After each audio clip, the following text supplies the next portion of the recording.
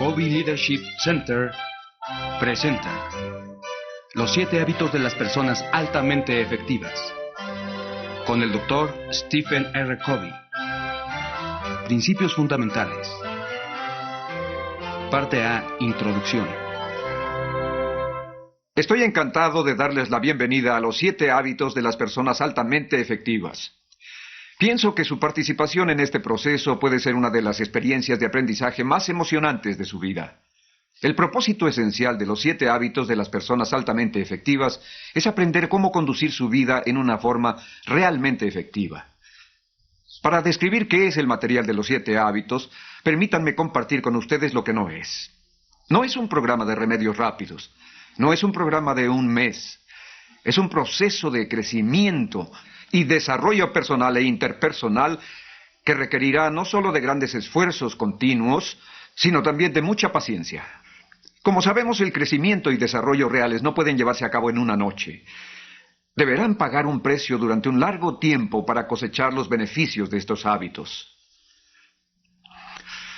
Implantar los 7 hábitos será un ascenso personal, como escalar una montaña.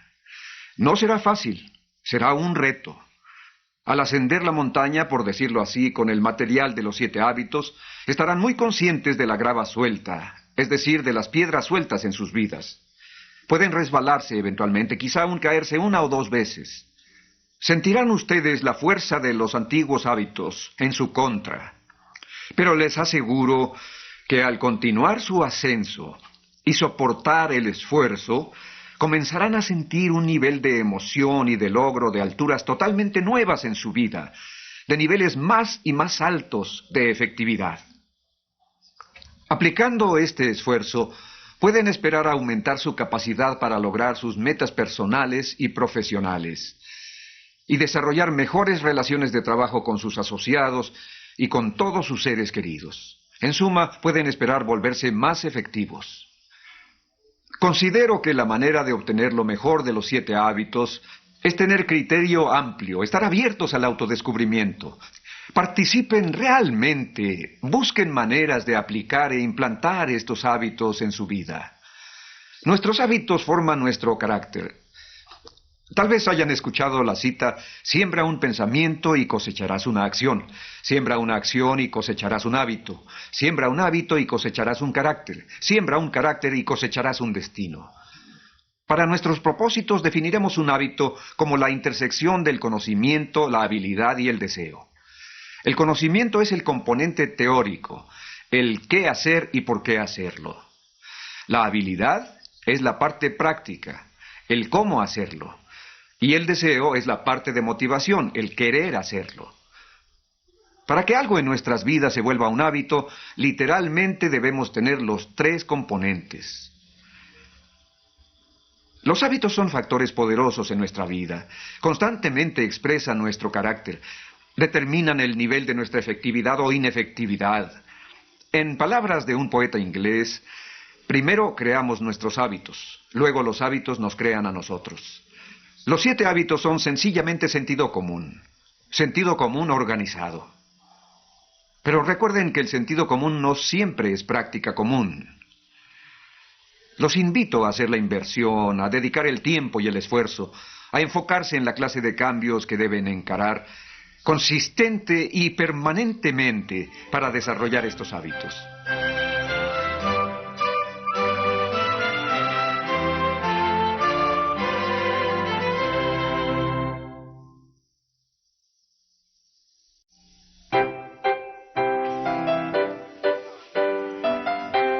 Parte B. Carácter y personalidad. El desarrollo de los 7 hábitos comenzó con un estudio que terminé en 1976. Quería estudiar la idea de éxito en América y cómo había evolucionado. Así que leí literatura popular sobre el éxito, escrita desde hace 200 años. Esta incluía libros, artículos de revistas, bibliografías, ensayos, revisiones. Literalmente consulté miles de fuentes directa o indirectamente. Mientras trabajaba, comencé a sentir un patrón común. En cuanto sentí este patrón, busqué evidencias, y la evidencia estaba en todas partes. El hallazgo básico fue este. Durante los primeros 150 años, casi toda la literatura se enfocaba en el carácter, en principios, en lo que podríamos llamar una ética del carácter. Atributos como integridad, fidelidad, valor, compasión, contribución, responsabilidad, justicia. Estos hallazgos se volvieron la base para escribir los 7 hábitos de las personas altamente efectivas. Y luego, debido a muchas fuerzas y cambios sociales, el énfasis gradualmente cambió. A principios de este siglo, particularmente en los años 20 y 30, viró la ética del carácter a lo que podríamos llamar la ética de la personalidad, que se enfoca más en las técnicas que en los principios. Quizá estén familiarizados con muchos libros que ilustran la literatura de la ética de la personalidad. Básicamente se refieren a cuidarse uno mismo, cómo verse bien, cómo vestirse correctamente, cómo crear la imagen correcta. En otras palabras, la ética de la personalidad se enfoca más en cómo parecer que en cómo ser. Muchas de estas técnicas tienen mérito real. Sin embargo, si no tienen sus raíces en la ética del carácter, si no tienen sus raíces en principios, no serán capaces de crear efectividad duradera. Por ejemplo, ¿qué pasa si la gente aprende técnicas para influenciar a otros que en el fondo son manipuladoras o se basan en engaños? ¿Qué tal si tratan de utilizar a los demás para construir el poder económico propio? Tal vez así puedan desarrollar relaciones laborales fluidas, tal vez puedan lograr sus propósitos personales, dinero, fama, gloria, lo que fuera. Pero realmente nunca se habrán preocupado sobre su contribución o su servicio, sus propósitos, el valor de su acción, la ayuda a los demás. ¿Qué confianza le tendrían a gente así? ¿Qué tan dispuestos estarían a seguirlos o a confiar en ellos cuando las cosas se volvieran difíciles? En una ocasión, un estudiante vino a verme y dijo, ¿cómo voy en su clase? Yo lo miré a los ojos y le dije, tú realmente sabes cómo vas, ¿no? Mucho mejor que yo. ¿Cómo vas? Él miró hacia abajo y después dijo, bueno, no muy bien, creo. He tenido momentos muy malos y posiblemente no he estudiado todo lo que debería. Tú realmente viniste a averiguar qué impresión me causas, hasta qué punto me pareces simpático, ¿no es cierto? Cuando de hecho tú sabes muy bien cómo vas. Bueno, ¿y cómo voy? Dijo. ¿Cómo vas? Hablemos de lo que realmente sucede, no de lo que parece estar sucediendo. Esta ética de personalidad, con su enfoque en técnicas, es como la punta de un iceberg. La punta o la parte que se ve arriba de la superficie está sobre el agua. La ética del carácter es como la gran masa del iceberg, está debajo del agua. La gente con frecuencia no trabaja en la base donde está la gran masa, donde está el impacto mayor a largo plazo. Demasiada gente da toda su energía y enfoca solo la punta del iceberg. Esto es, aprende técnicas que otros puedan ver. Esto ocurre incluso en organizaciones, no solo en personas. Los programas cambian, las prácticas cambian, los principios no cambian. Si ayudamos a las personas y organizaciones a internalizar principios, entonces sabrán cómo adaptar las prácticas para dirigir situaciones específicas. Déjenme enfatizar que las técnicas tienen su lugar. Son muy importantes, de veras, realmente lo creo. Queremos técnicas para buenas relaciones humanas, técnicas de relaciones públicas, técnicas de comunicación, técnicas de administración. Pero cuando usamos las técnicas para cubrir nuestra falta de carácter, se vuelven manipuladoras, minan la confianza y la confiabilidad. Lo que realmente necesitamos es la ética del carácter. Y eso es esencialmente de lo que tratan los 7 hábitos. Este material está basado en un enfoque desde dentro hacia afuera. Es decir, damos nuestra primera energía al desarrollo de nuestro carácter antes de enfocarnos en técnicas o en cómo ser más efectivos con los demás. Gandhi demostró hermosamente este principio. Un día, una madre vino a verlo y le dijo, ¿ayudaría usted a mi hijo a reducir la cantidad de azúcar que toma? Gandhi se detuvo, pensó y contestó, bueno, véame en una semana. Una semana después la madre volvió, él habló con el muchacho y el muchacho estuvo de acuerdo. Y la madre dijo, ¿por qué no habló con él la semana pasada? Gandhi sonrió y dijo, usted no entiende. La semana pasada yo también comía azúcar. A menos que trabajemos en nuestro carácter, no desarrollaremos confiabilidad. Y la confiabilidad se construye con la combinación de carácter y competencia. Podemos tener todas las habilidades del mundo, pero si no tenemos el carácter básico para ser confiables, para asumir responsabilidades, otros pronto desconfiarán de nosotros. Temerán que solo estemos tratando de cumplir nuestros fines, tal vez a expensas de ellos. En mi opinión, a menos que volvamos a la ética del carácter, no tendremos la base fundamental de la confiabilidad, que conduce a la confianza, imprescindible para crear relaciones interpersonales efectivas. En un análisis final, lo que somos comunica mucho más elocuentemente que lo que decimos o hacemos. Me encanta la cita de Henry David Thoreau. De cada 1000 golpes que demos a las ramas del mal, una golpeará en la raíz. En otras palabras, trabajemos primero en las raíces para comenzar a construir los fundamentos de la confiabilidad. Esta es una de las áreas clave que enfocan los 7 hábitos.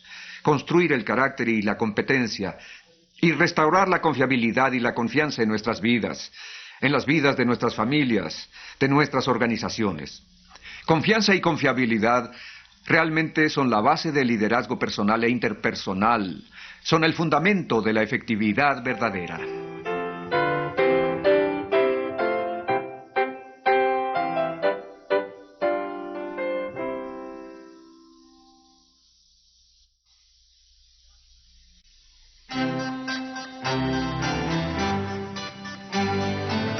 Parte C. Continuo de madurez. Ahora, antes de entrar a los hábitos, me gustaría retroceder a la estructura esencial, al marco básico de los 7 hábitos como un todo. Están organizados en una forma particular por una razón. Están interrelacionados. De hecho, las relaciones y la secuencia entre los hábitos son la clave de su poder global. Para visualizar la naturaleza secuencial y progresiva de los 7 hábitos, me gustaría usar un diagrama simple que llamo el continuo de madurez. Madurez se refiere al proceso que conduce al crecimiento y el desarrollo, y continuo se refiere a la naturaleza continua del crecimiento y la progresión. Si viéramos una línea del continuo de madurez, desde madurez baja a madurez alta, habría 3 niveles básicos. El primer nivel es dependencia. El segundo nivel es independencia. Y el tercer y más alto nivel es interdependencia. Voy a definir brevemente estos términos. Dependencia significa que ustedes necesitan de otros para lograr lo que quieren. Todos comenzamos la vida como infantes, dependientes de otros para alimentación y sustento. Puedo ser intelectualmente dependiente del pensamiento de otra gente. Puedo ser emocionalmente dependiente de la afirmación o la validación por parte de los demás. Dependencia es la actitud del tú. Tú cuidas de mí, tú logras esto por mí, o tú no lo logras por mí. Te culpo a ti de los resultados. Independencia básicamente significa que estás libre de la influencia externa, del control y del apoyo de otros. Piensas y actúas por ti mismo. Estás validado desde dentro, dirigido desde dentro, eres autoconfiable. Obtienes lo que quieres por tu propio esfuerzo. Como en la dependencia, es posible ser independiente en varias áreas: física, financiera, intelectual, emocional, mientras que no se es independiente en otras áreas. Independencia es la actitud del yo. Yo puedo hacerlo. Yo soy responsable. Yo soy autoconfiable. Yo puedo elegir. La verdadera independencia de carácter nos faculta a que nosotros actuemos más de lo que se actúa sobre nosotros. Nos libera de nuestra dependencia de las circunstancias y las otras personas. Es la meta manifiesta de muchos individuos y también de muchos movimientos sociales que apoyan la independencia como la meta más elevada. Pero no es la meta última en la vida efectiva. Hay un nivel más maduro y más avanzado. El tercer y más alto nivel en el continuo de madurez es la interdependencia. Si la gente fuera interdependiente, ¿cómo sería? Sería mucho como un matrimonio, como una familia, como un equipo ejecutivo donde es necesario cooperar juntos para cumplir lo que yo quiero, lo que tú quieres y lo que queremos todos. De hecho, vivimos en una realidad interdependiente.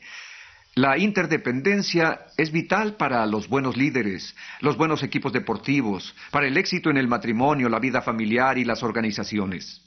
Interdependencia es la actitud de nosotros. Nosotros podemos cooperar, nosotros podemos ser un equipo, nosotros podemos combinar talentos, habilidades, los mejores esfuerzos para lograr el mejor de los éxitos. Esta es la visión básica. Piensen en esto. Hasta que no seamos independientes, no podemos ser interdependientes. Voy a decirlo de nuevo. Mientras no seamos independientes, no podemos ser interdependientes. En otras palabras, no podemos saber ecuaciones antes de entender álgebra, no podemos correr antes de aprender a caminar. No podemos aprender a trabajar cooperativamente con otros si no tenemos automandato interno. Es por ello que los primeros 3 hábitos, ser proactivo, comenzar con el fin en mente y poner primero lo primero, tratan de automandato, autocontrol y autodominio. Forman la parte más profunda de nuestro carácter. Constituyen lo que llamo la victoria privada, la victoria sobre uno mismo. Las victorias privadas deben preceder a las victorias públicas. Para dirigir a otros efectivamente, debemos primero dirigirnos efectivamente a nosotros mismos. Por ejemplo, cuando hago el compromiso de levantarme temprano y hacer ejercicio, y lo llevo a cabo literalmente, me siento bien, me siento mejor conmigo mismo, tengo más fuerza emocional, tengo más energía física. Esto significa una victoria privada. Como resultado, estoy mejor en todas mis relaciones con los demás. Esa es la victoria pública. Sin embargo, ¿ha notado la tendencia a ser irritable con los demás después de fallar en cumplir con un compromiso con uno mismo? Sé por propia experiencia que en el fondo de muchas de mis debilidades, de mis fallas en el trato con otros, lo que hay son fallas para ganar mi propia victoria privada. Estos primeros 3 hábitos nos llevan de la dependencia a la independencia. Luego, una vez que la gente tiene control sobre sí misma y un sentido de lo que es independencia, está lista para tratar con los siguientes 3 hábitos: pensar, ganar, ganar. Buscar primero entender, luego ser entendido y sinergizar. Todos ellos nos ayudan en nuestras relaciones con los demás, capacitándonos para tener éxito con las personas. Los hábitos 4, 5 y 6 desarrollan lo que llamo la victoria pública. Efectividad con los demás. Se basan en el trabajo en equipo, la cooperación y la comunicación. Los hábitos 4, 5 y 6 utilizan nuestra personalidad, se apoyan más en habilidades y nos conducen de la independencia a la interdependencia. Es la actitud de nosotros, la actitud de cooperación para lograr los resultados deseados. El hábito 7, llamado afilar la sierra, es el hábito de la renovación con equilibrio en todas las dimensiones de la vida. Rodea y dirige a los demás hábitos. Es el hábito de la mejora continua que crea una espiral ascendente de desarrollo y crecimiento. La interdependencia es una elección que solo la gente independiente puede tomar. Por ejemplo, digamos que usted es mi supervisor y soy muy dependiente de su opinión sobre mí. También dependo de usted financiera e intelectualmente, pero digamos que usted tiene algunos puntos flojos en su desempeño y realmente necesita retroalimentación. Yo estoy consciente de sus puntos flojos. También tengo capacidad suficiente para darle retroalimentación, pero ¿lo haría? No, no lo haría. Dependo demasiado de usted. Estoy enojado con usted. Enojado porque sus puntos flojos me perjudican. Tengo lo que a menudo se llama una relación de amor-odio. La persona de quien yo dependo quiere controlarme siempre. Si discrepo con él, se enoja conmigo. ¿Por qué iba a darle retroalimentación honesta? Pero no quiero romper mi relación con usted. Entonces, ¿qué hago? Hablo con otros. Comienza la murmuración, nos validamos mutuamente y todos hablamos mal de usted. Sencillamente no somos interdependientes. Si yo fuera realmente interdependiente, sería, antes que nada, independiente. Podría ir con usted y decirle, podríamos tener una charla. Me gustaría contarle algunas de mis preocupaciones. Pero si usted fuera también dependiente y tuviera usted que usar su posición de poder para intimidarme, entonces me diría, ¿qué te pasa, Stephen? Aclarémoslo de una vez, ¿qué te sucede? Por mi parte, si fuera emocional e intelectualmente independiente de usted, podría ser valiente y amable al mismo tiempo. Y paciente. No me rindo, pero no me someto. Podría decir, necesitamos más tiempo para que no nos interrumpan. Hagámoslo a conveniencia mutua. Usted sentiría que está hablando con una persona de integridad, de poder, de fuerza y valor. También advertiría mis oportunidades de desarrollo profesional y la forma en que las ejercito. Tengo otros 10 empleos esperándome en cualquier momento. Quizá también sepa que soy el único en su equipo que no habla mal de usted. No necesito la murmuración. Su debilidad no aumenta mi energía. No quiero hacer algo que lo lastime. Quiero hacer algo para ayudarle, para que sobrelleve sus debilidades. O quizás ayudarle a compensar sus deficiencias de algún modo. Soy la persona más positiva en todo su equipo. Le soy casi indispensable. Los primeros 3 hábitos desarrollan esa clase de fuerza, valor y capacidad. Los siguientes 3 hábitos me ayudan a saber cómo trabajar efectivamente con usted, de manera que mi fuerza no lo intimide. Puedo empatizar con usted, puedo leer las necesidades de la situación y averiguar la mejor manera de analizarla para que los dos podamos cooperar juntos y resolver el problema. Usted me vería como la mejor fuente de solución de problemas en todo su equipo. La interdependencia es donde está la libertad real, donde está la emoción, donde está la aventura. Lo mejor sale a la vista. Eso es el continuo de madurez. La aventura de construir poderosas relaciones interdependientes, equipos interdependientes.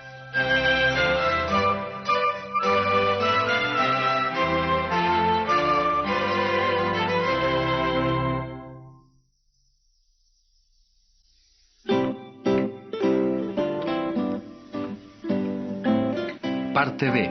Un panorama general de los 7 hábitos. Ahora intentaré dar un panorama general de cada uno de los hábitos. Es como tener una vista aérea de toda la montaña antes de bajar a explorarla en detalle. Hábito 1. Ser proactivo. Básicamente significa que su vida es producto de sus valores y no de sus sentimientos. Que su vida o la vida de su organización es producto de sus decisiones, no de sus condiciones.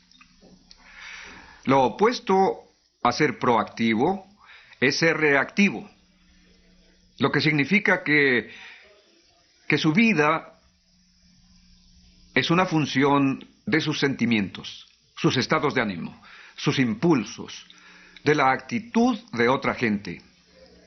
El principio fundamental del hábito 1, ser proactivo, es asumir responsabilidades. El concepto es que usted y yo tenemos la capacidad de elegir nuestras respuestas. Hábito 2, comenzar con el fin en mente. básicamente significa que todas las cosas se crean dos veces. Y el hábito 2 es la primera creación. El hábito 2, comenzar con el fin en mente, implica que usted vea una imagen mental, un panorama de a dónde quiere llegar en esta junta, en esta relación, en este año, en su vida. Para una compañía es la visión que tiene de su futuro, es la creación de esa visión. El hábito 2 está basado en el principio de visión, de propósito, de significado, de misión. Hábito 3, poner primero lo primero, es la segunda creación. Poner primero lo primero significa que usted decidió qué es lo principal gracias al hábito 2 y ahora tiene la disciplina y el compromiso de mantenerlo primero. Lo opuesto a poner primero lo primero es poner en segundo, tercer o cuarto lugar las cosas importantes. Es por ello que mucha gente, aunque valora profundamente sus relaciones familiares, su salud, su integridad personal, queda atrapada en los poderosos sistemas de valores sociales.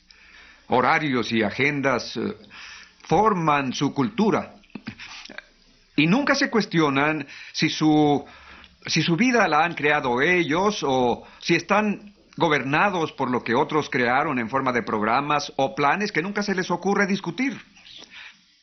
Entonces se suben a la escalera del éxito y llegan hasta arriba solo para darse cuenta de que la escalera está apoyada en la pared equivocada. Comprenden en su lecho de muerte que a nadie nunca le importó que pasaran tanto tiempo en la oficina.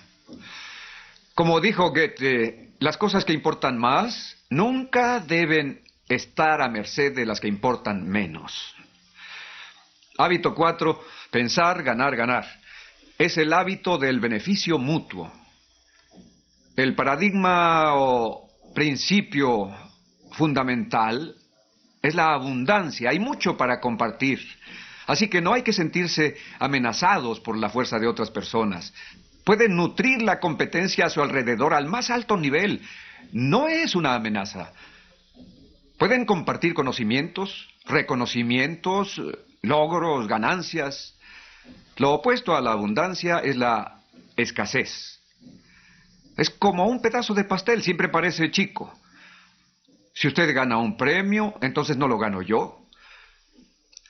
Si comparto mis ganancias, voy a tener menos. El hábito 4, pensar, ganar, ganar, viene del principio de abundancia y no de escasez, lo que significa que el pastel puede ser cada vez más grande. Hábito 5, buscar primero entender, luego ser entendido. Es el hábito de la comunicación empática, que significa que lo primero siempre es entender. El maestro estudia, aprende antes de enseñar. El doctor diagnostica antes de prescribir. El abogado investiga antes de desarrollar su caso. Entiendan primero antes de buscar ser entendidos, antes de buscar contribuir, antes de emprender acciones, antes de tomar una decisión. Hábito 6, sinergizar, es el hábito de la cooperación creativa. Buscando entender, creamos algo que antes no estaba ahí. Requiere altos niveles de cooperación. El principio detrás del hábito 6 es el principio de que 1 más 1 puede ser igual a 3, 4, 10, 20, 1000. Es el principio de que sincronizando dos mecanismos se logra algo mejor que la suma de los dos separados. Es el principio de valorar las diferencias, no solamente tolerarlas, no simplemente aceptarlas, sino celebrar las diferencias. El hábito 7 se llama afilar la sierra.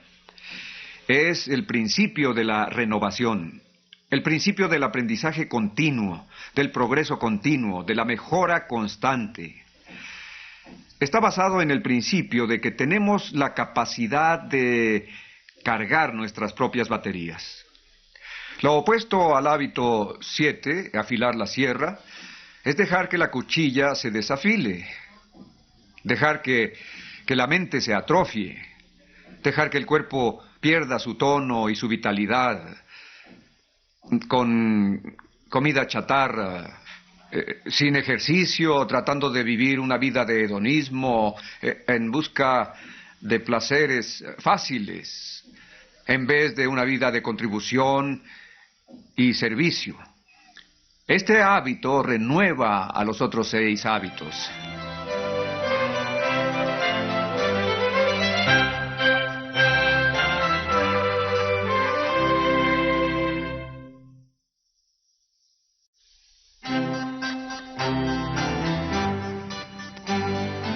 Parte E. Proceso de enseñanza a una tercera persona. El proceso de 3 personas es el siguiente. La mejor manera de aprender algo es enseñándolo. ¿Cuántos son conscientes de esto? ¿Cuántos de ustedes saben que al enseñar algo es cuando realmente aprendemos? En 5 minutos estarán enseñando lo que yo les voy a enseñar en los próximos 5 minutos. Véanse como maestros. Voy a describir brevemente el proceso de 3 personas y los 4 beneficios que tiene este proceso. Noten su comportamiento ahora mismo. No se vean como simples estudiantes pasivos. Véanse como maestros activos. Se están preparando para enseñar. Y eso aumenta notablemente su aprendizaje.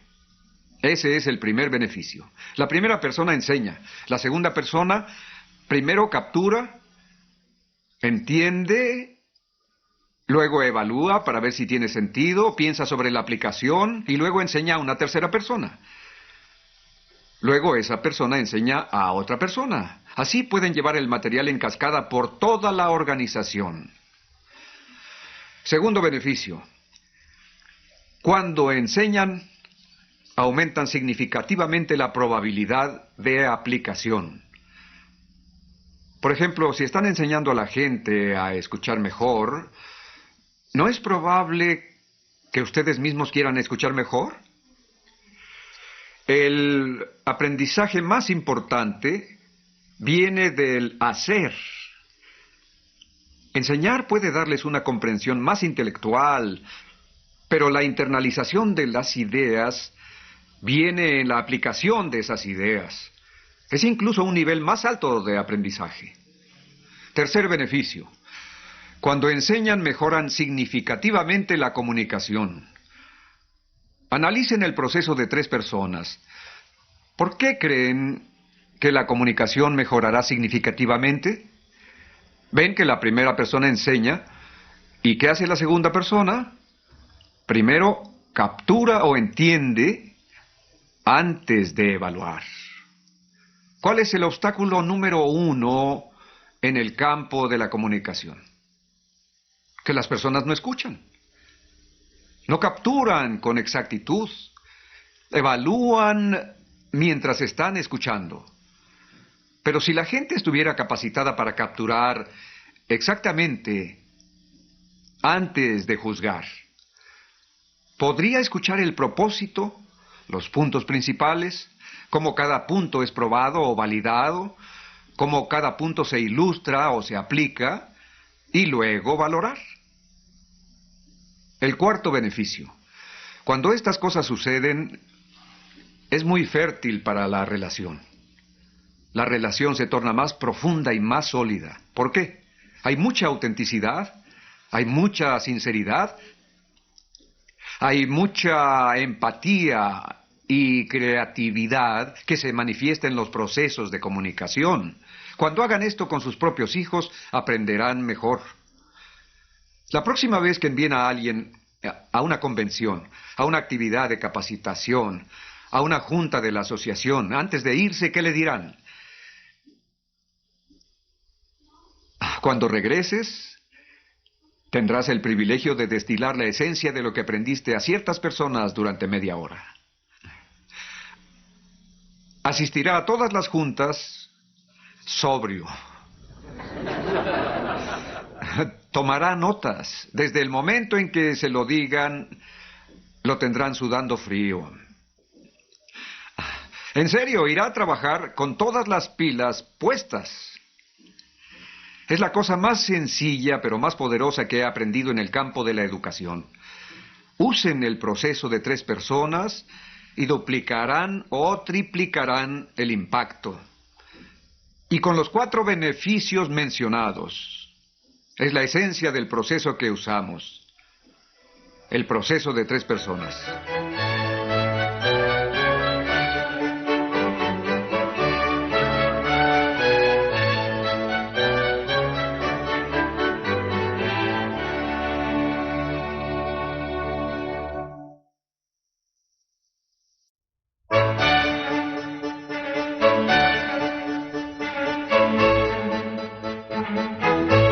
Covey Leadership Center presenta Los 7 hábitos de las personas altamente efectivas, con el Dr. Stephen R. Covey. Fundamentos principales. Parte F. Los 7 hábitos y principios. Al abordar el material de los 7 hábitos, debemos darnos cuenta de que están basados en principios, en leyes naturales. Es por ello que presentamos primero este material fundamental.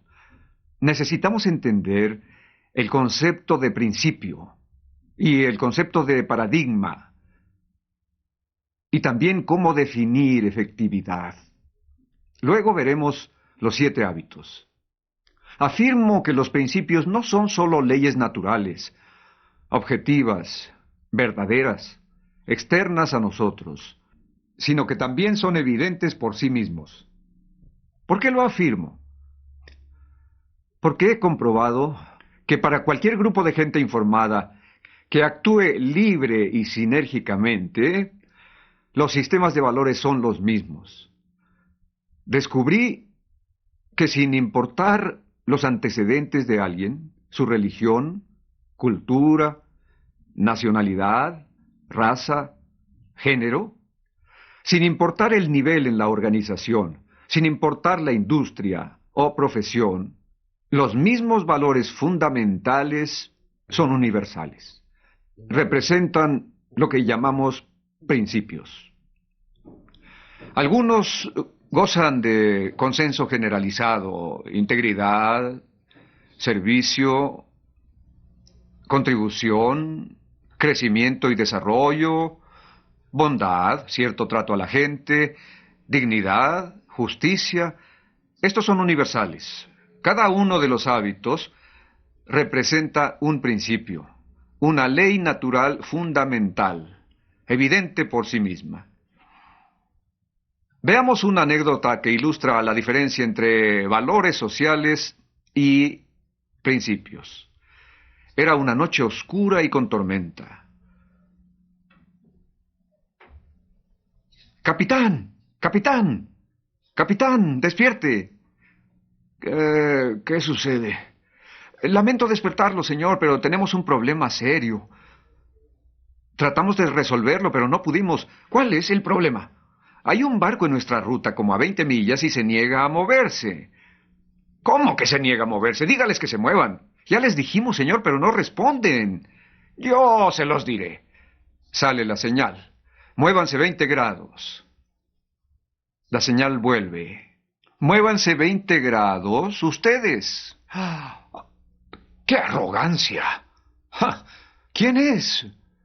¿No sabe quién soy? Díganles que el capitán está dando la orden. La señal sale.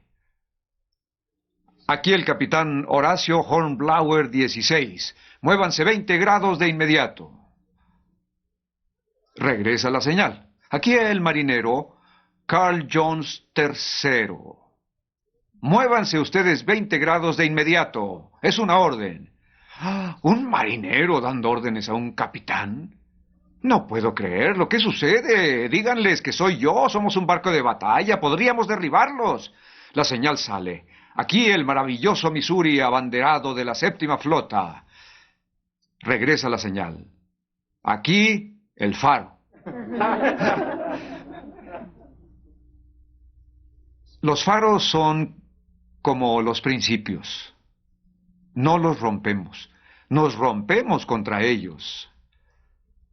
Por eso la humildad es la madre de todas las virtudes. Apertura, aprendizaje, sensibilidad, conciencia de realidades externas. Si pueden cultivar todo esto y aplicarlo con otros, cambiarán la naturaleza de su cultura y se volverá una cultura centrada en principios y no centrada en valores sociales. Un amigo me dijo una vez, nuestra compañía se basa en valores. Y yo le dije, toda compañía se basa en valores. Hitler se basaba en valores. La cuestión es, ¿los valores están alineados con los principios? Esa es una pregunta crucial. ¿Mis valores y mis hábitos están alineados con principios y con leyes naturales? Cuando los principios y los valores están alineados, entonces pueden intercambiar las palabras. Pueden llamarles valores o principios, no hay diferencia. No queremos meternos en problemas de semántica. Pero si no están alineados, entonces es mejor ver qué es un principio y qué un valor establecido y luego trabajar para alinearlos.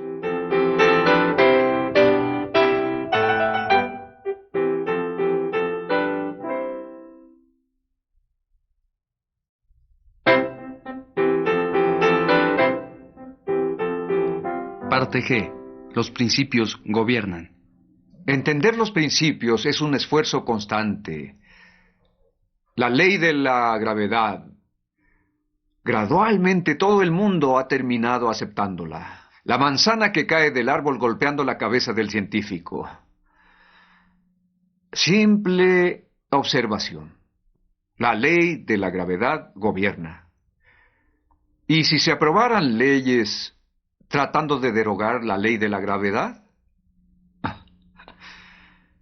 Un principio es un hecho real, como la ley de la gravedad.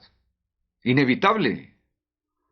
¿Cuántos en la escuela estudiaban la noche antes del examen? Sean honestos. ¿Cuántos no se especializaron en eso? ¿Cuántos aquí han trabajado en una granja?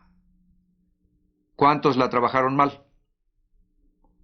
No dudo que hayan trabajado duro al final de la cosecha, pero tal vez olvidaron plantar en primavera, no cuidaron nada en verano y luego realmente se esforzaron a la hora de la cosecha. Eso es realmente tonto, lo sabemos. ¿Por qué? Porque una granja es un sistema natural y está gobernado ¿por qué? ¿Por principios o por valores sociales? Por principios. Y el desarrollo de nuestras mentes, ¿qué dirían ustedes? ¿Por valores sociales o principios? El desarrollo de la mente no se puede simular ni falsificar. El desarrollo de la mente está basado en principios, en la ley de la cosecha, no en valores sociales, por más populares que sean. ¿Y qué hay del cuerpo? ¿Qué dirían? ¿Valores sociales o principios? ¿Y nuestra salud? Física, mental, espiritual, emocional, está gobernada por la ley de la cosecha, por principios, no por valores sociales. Ahora vamos a divertirnos un poco. Muchos se ven fuertes y saludables, seguro pasarán la prueba. Queremos que hagan 20 lagartijas. ¿Puede ponerse en posición, por favor? Muy bien. Vamos a alentarlo y también vamos a contarlas. Hay unos soldados allá atrás.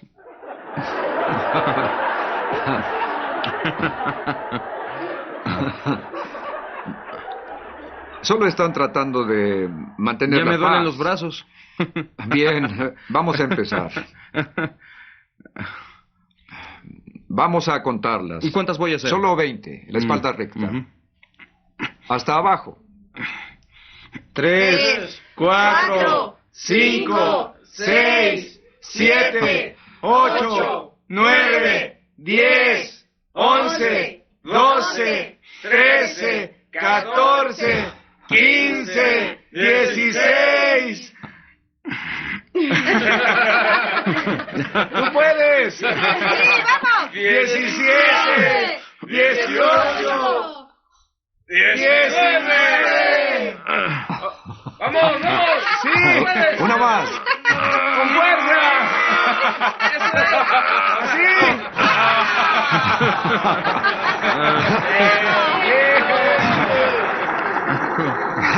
Gracias. Gracias.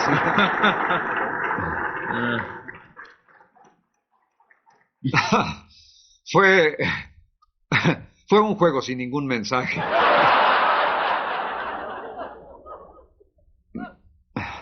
Me senté junto a él en la comida y teníamos enfrente un pastel de queso.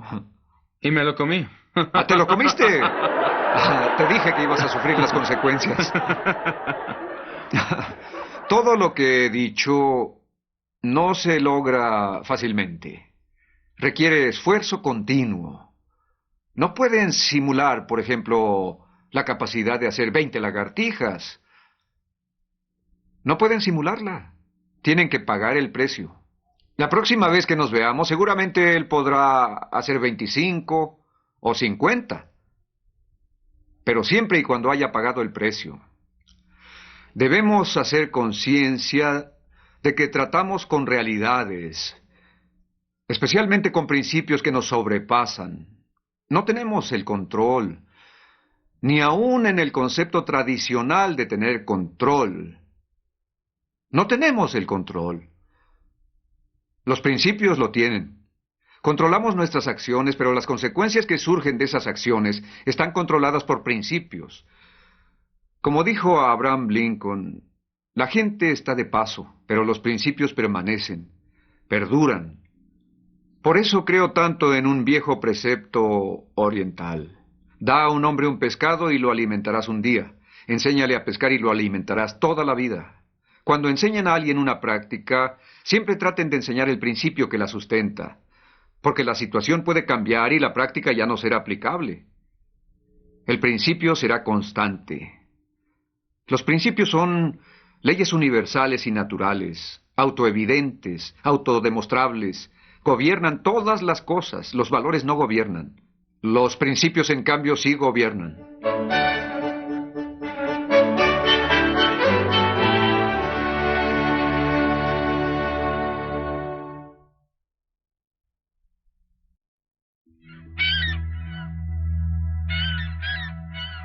Plantar papa es caro y todos quienes plantamos papa sabemos que el factor clave para una buena cosecha es la rotación de la tierra. Evidentemente, si un año es malo, el año siguiente nos esforzaremos más y todos los años que sean necesarios para preparar la tierra. Así, cuando plantamos un campo de papa que es cara de cultivar, sabemos que hemos cumplido los requisitos para cosechar una papa de calidad premium. Existe cierto espíritu de fraternidad entre los plantadores de papa, pero evidentemente también hay una tremenda competencia de todos contra todos, porque nuestros clientes se toman el trabajo de examinar toda la papa almacenada, seleccionando la papa de calidad premium. Todo el mundo está dispuesto a pagar por una papa premium, pero la de baja calidad es muy difícil de comercializar. Por eso tenemos que ser muy serios y tomarnos el tiempo necesario para preparar la tierra para la papa. Lo que hacemos es pasarnos 2, 3 o hasta 4 años preparando los campos donde se sembrará papa, y este campo es uno de ellos. Ahora tiene trigo, que no es un cultivo lucrativo, pero es muy bueno para que allí se siembre papa el año próximo. Todos los preparativos que hacemos casi diariamente, son para garantizar calidad. Y hay que trabajar duro, porque si no, nadie querrá comprar lo que cosechemos. Una de las cosas que he aprendido gracias a los años, porque ya no me considero joven, es que la madre naturaleza no perdona, y si violamos sus reglas, es terriblemente severa. Aquellos que tratan de engañarla y luego le ruegan indulgencia son los que siempre acaban fracasando. Algunos años nos trata gentilmente, pero si apuestas a ella eres un tonto. Debes apostar solo a tu capacidad de sacar la cosecha antes que Madre Naturaleza te la arrebate. La tentación de hacer las cosas por el camino fácil nunca desaparece, pero uno aprende que no se puede. Tenemos que invertir el tiempo, el esfuerzo y el dinero para tener maquinaria y gente preparada, y hacer los sacrificios necesarios para cumplir con todas las fechas. Nos lleva 3 o 4 años preparar una plantación de papa y luego tenemos un plazo de 3 semanas para levantar la cosecha antes de que la madre naturaleza empiece a jugarnos alguno de sus trucos. Tratamos de maximizar el crecimiento, esperando todo lo posible antes de cosechar, pero sabemos que estamos jugando con fuego. Evidentemente, cuando hemos esperado hasta el límite de tiempo máximo, comenzamos a cosechar la papa. En esa etapa es importantísimo trabajar. No diría noche y día, pero sí 18 horas diarias para anticiparnos al frío que podría destruir la cosecha aún antes de levantarla. La presión del tiempo es enorme y hay que ser competentes y estar bien preparados para terminar a tiempo o perder 3 o 4 años de trabajo. En este negocio se aprenden algunas lecciones, a veces por las malas, y una de ellas es a no hacer trampas a la hora de la cosecha. Todos los adelantos en irrigación, en tecnología, en semillas, en fertilizantes, no sustituyen al trabajo. Cada vez que violamos la ley de la cosecha, por así llamarla, estamos destinados a fracasar, aunque contemos con los adelantos más modernos. Intentamos darle el mejor uso posible al equipamiento y la nueva tecnología de que disponemos, pero también aprendimos que nada sustituye a una decisión correcta tomada a tiempo. Y la preparación en la cual se debe trabajar con mucha paciencia es más fundamental que los cambios en la tecnología o el equipamiento.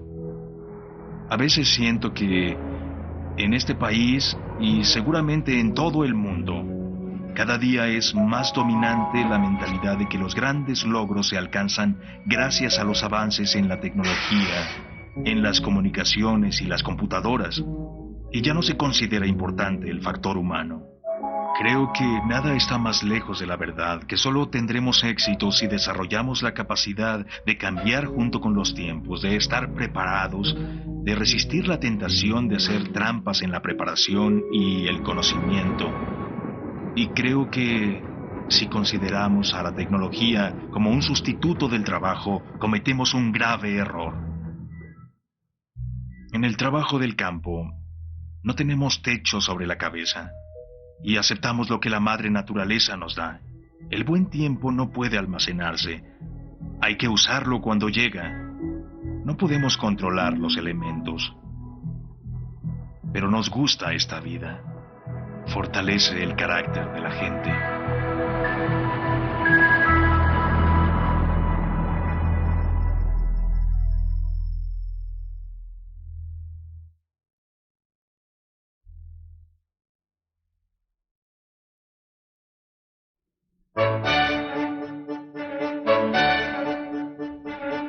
Parte H.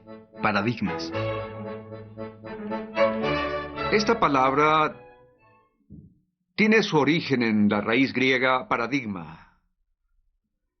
Básicamente significa patrón, modelo, representación, algo que está en lugar de otra cosa. Es la imagen que ustedes tienen en su mente de la forma en que son las cosas. Y las imágenes que llevamos en la cabeza de la forma en que son las cosas, de la realidad, básicamente provienen de nuestros antecedentes y nuestras experiencias. Todos creemos que vemos el mundo tal como es. De hecho, vemos el mundo tal como somos. Nos proyectamos en el mundo exterior, en el ambiente, en la gente con quien nos asociamos, incluyendo cómo nos vemos a nosotros mismos. Proyectamos nuestras experiencias condicionantes, nuestros antecedentes, una cierta representación, un cierto modelo, una cierta serie de expectativas, ciertas creencias sobre la realidad exterior, y pensamos que así es. Podría describirme a mí mismo o a ustedes o una situación como si realmente fuera así.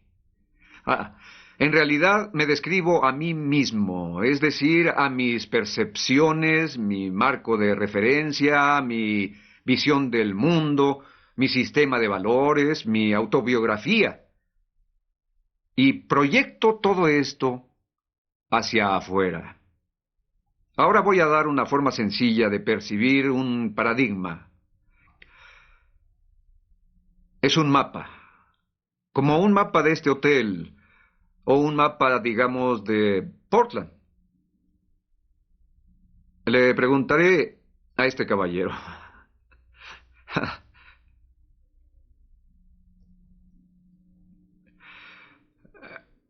¿Qué haría si viniera a Portland y no tuviera ninguna información del lugar y le dieran un mapa donde rentó el auto y fuera un mapa de Seattle,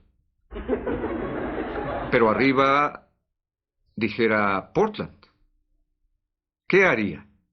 Recuerde que usted no sabe nada. Nunca ha estado aquí ni tiene otra fuente de información. Pediría un poco más de información que la que está en el mapa. Tal vez me puedan ayudar. ¿Y qué tal si le contestaran: lo siento, es todo lo que tengo, es tarde ya, buena suerte, aquí está la llave de su auto, está cruzando la calle en el número 14, y si sigue este mapa podrá encontrar el hotel al que quiere ir? Supongamos que llama a un amigo que tiene aquí por teléfono, y él sabe que usted tiene ese mapa y le dice... ¿Cuál es su nombre? Carlos.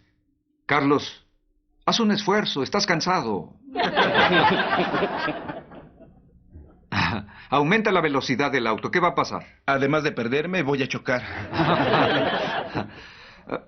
Lo vuelve a llamar en estado de una total desesperación y le dice: nunca he estado tan confundido y perdido en mi vida. Estoy siguiendo bien el mapa. Dupliqué mi velocidad y me perdí 2 veces. Él siente su desaliento. Usted está deprimido y a punto de darse por vencido.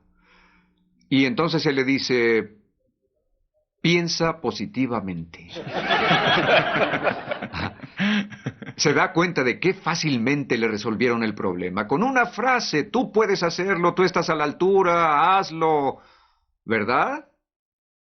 ¿Verdad que lo haría? Claro que lo haría. Ahora ni siquiera le importa estar perdido. Así es, estoy feliz de estar perdido. Eso es un paradigma. Un paradigma es el mapa que ustedes tienen en la mente. Una vez que tienen el mapa adecuado, entonces su conducta y su actitud cuentan. Lo que llamamos mapas son realmente creencias. Creencias sobre la forma en que son las cosas. Creencias sobre la forma en que las cosas se representan. Eso es la realidad. Nadie las cuestiona. Recuerdo que di un discurso hace un tiempo y había alguien en la primera fila hablando constantemente con otra persona. y mi mamá estaba 2 filas atrás. Y estaba sumamente disgustada, molesta. Estaban ignorando a su precioso hijo tan cínicamente, tan abiertamente. Hablaba constantemente, desde el mismo principio hasta el final de mi discurso. La persona hablaba y hablaba.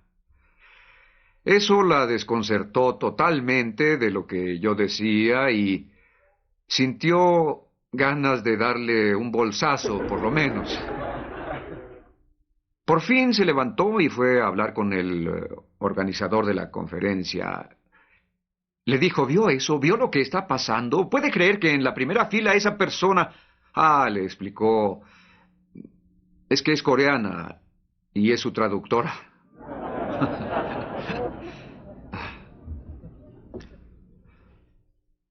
Un día estaba en el metro de una ciudad muy, muy grande, un domingo en la mañana, todo estaba muy tranquilo y un montón de jovencitos entraron corriendo al metro. Su papá lo seguía. Él se sentó junto a mí y los niños parecían locos, corrían de un lado a otro, tiraban los periódicos, se portaban groseros, escandalosos. Yo seguía sentado y me decía, no puedo creerlo, el papá no hace nada. Vean cuál era mi actitud. Mi actitud, tratar de controlar, de acuerdo a lo que podía ver. Después de unos minutos la actitud se volvió conducta. Y le dije, señor, ¿no cree que debería controlar a sus hijos? Están molestando a todos. Y él dijo, sí, levantó la cabeza como para ver qué estaba pasando. Y dijo, sí, no sé, es que venimos del hospital. Su madre acaba de morir hace una hora y creo que no saben cómo reaccionar. Y francamente yo tampoco. Imaginen el cambio de paradigma que se llevó a cabo ahí. Imaginen cuáles serían la actitud y la conducta basadas en ese paradigma. ¿Ven por qué los paradigmas son más profundos que la actitud o la conducta? Aunque aquí vamos a hablar de formas personales e interpersonales, las mismas cosas suceden en nuestra sociedad. Thomas Kuhn, en su brillante libro La estructura de las revoluciones científicas, lo señala poderosa y consistentemente. Todos los descubrimientos importantes fueron rupturas con las formas antiguas de pensar. Einstein, quien reescribió la física, hizo una brillante afirmación. Los problemas importantes que enfrentamos no pueden resolverse al mismo nivel de pensamiento que estábamos cuando creamos esos problemas. Esto es una invitación a ser reflexivos e introspectivos y explorar nuestros propios paradigmas. La mayoría de la gente se enfoca en conductas y actitudes. Y ambas son, desde luego, muy, muy importantes. Pero mucho más importantes que la conducta o la actitud son los paradigmas.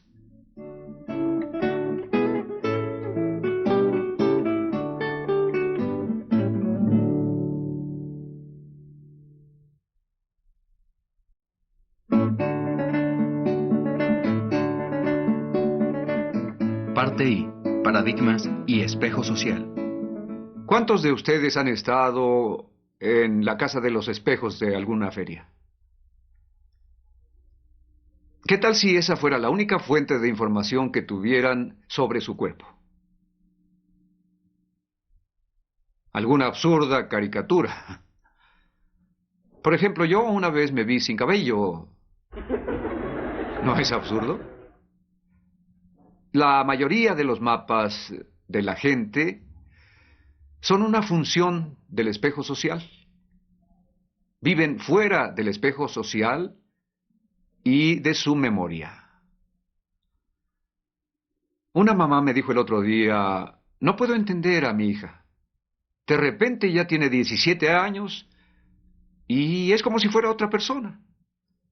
Nunca la había visto tan poco cooperativa, tan rebelde, tan enojada, tan poco dispuesta a ayudarnos en la casa o siquiera abrirse a cualquier influencia.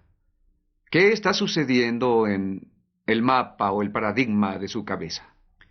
¿Y qué se hace con ese mapa? ¿Se actúa de acuerdo a él?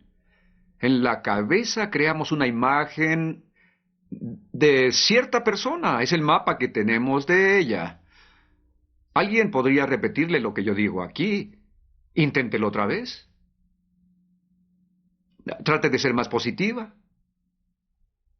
Pero mientras una persona mantenga ese mapa, esa imagen de la otra persona en su cabeza, va a tratarla de ese modo.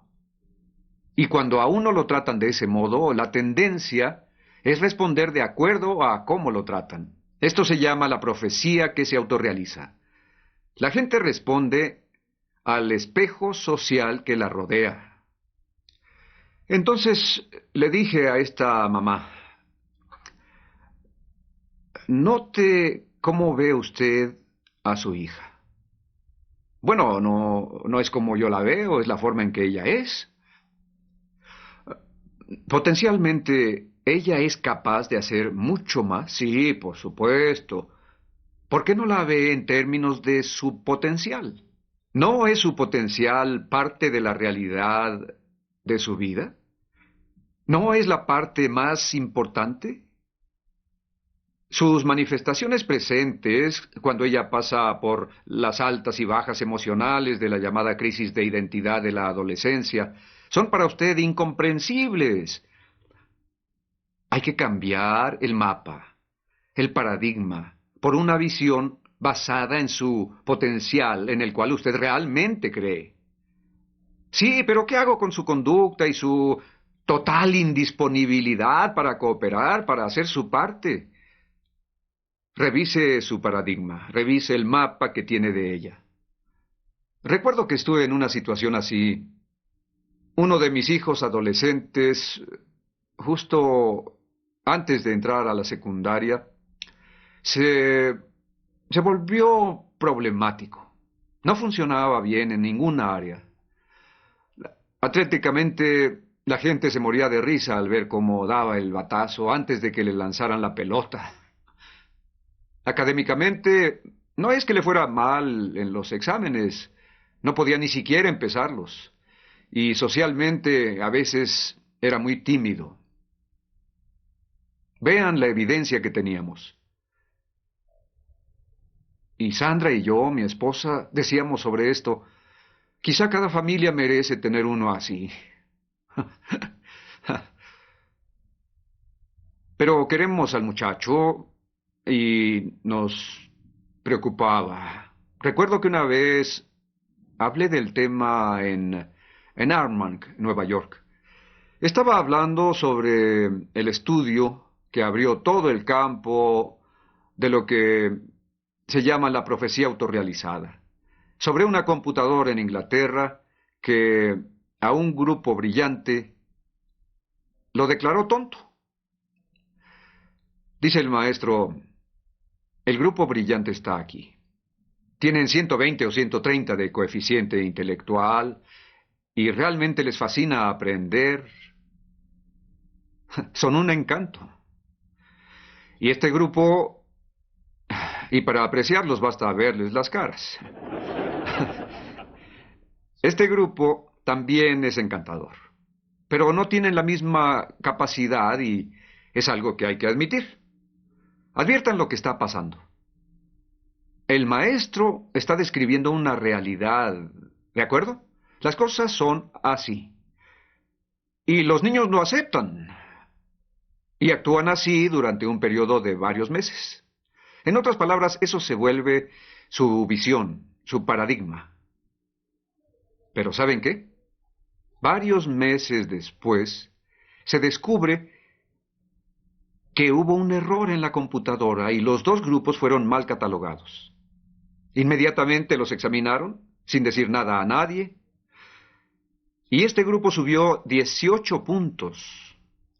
Y este otro grupo bajó 14 puntos. La profecía que se autorrealiza. Nuestros mapas y paradigmas de nosotros mismos son en mucho una función del espejo social, una reversión basada en expectativas, paradigmas, representaciones mentales, mapas sostenidos por otras personas. Esa es la significación de los paradigmas. Y noten cómo la conducta y la actitud fluyen de cómo uno ve. Como iba diciendo, mientras yo estaba enseñando lo mismo que les enseño a ustedes ahora, en realidad estaba pensando en mi hijo. ¿Es posible que el problema sea mi paradigma? Que el problema sea yo y no mi hijo. Hablé con mi esposa cuando regresé de ese viaje y le dije, me pregunto si con el espejo social que manejamos no estamos contribuyendo bastante a los problemas y dificultades del chico, a sus carencias e inseguridades. Descubrimos que en cierta medida intentábamos ganar prestigio social gracias al desempeño de nuestros hijos. Eso era parte de nuestra motivación. Lo que la gente pensara de nosotros a través de nuestros hijos nos daba mucho gusto que hablaran bien de nosotros por el rendimiento de nuestros hijos. Nos preocupaba el peligro de no lograr ese prestigio. Vemos lo que buscamos. Así exploramos nuestros motivos y dijimos, esto no es lo que buscamos. Comenzamos a verlo de otro modo, como una persona con sus propios derechos, que no debe compararse con nadie más. Al no entrar en el espejo social de la comparación contra esquemas y normas, pudimos verlo como un ser de maduración tardía con tremendas potencialidades que no respondía en algunas áreas. No sabemos por qué, todo joven es un gran potencial. Y estábamos tratando de ponerle etiquetas. ¿Ven a qué me refiero con que la tendencia es proyectar nuestras propias experiencias como en una película casera? Proyectar en otra persona y etiquetar, pero nunca exploramos nuestros propios motivos, nunca nos volvemos reflexivos e introspectivos. Las cosas iban bien con los demás niños, pero de repente algo nos sacó de nuestro procedimiento operativo estándar y no sirvió de nada que quisiéramos motivarlo con recetas fáciles como vamos, piensa positivamente, o no le quites la vista a la pelota cuando se aproxime.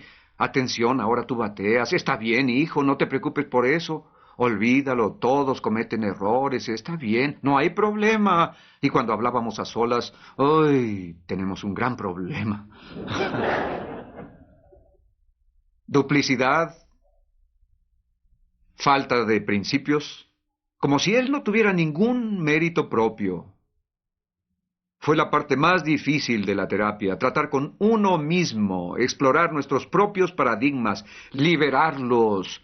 Pero cuando tratas de tener a la gente, de poseerla, de ser su dueño, y que su desempeño se refleje en tu reputación, tu estructura básica de motivación condiciona tu paradigma sobre esa persona. Y la verás a través del marco de referencia de tu espejo social, y entras en la profecía que se autorrealiza.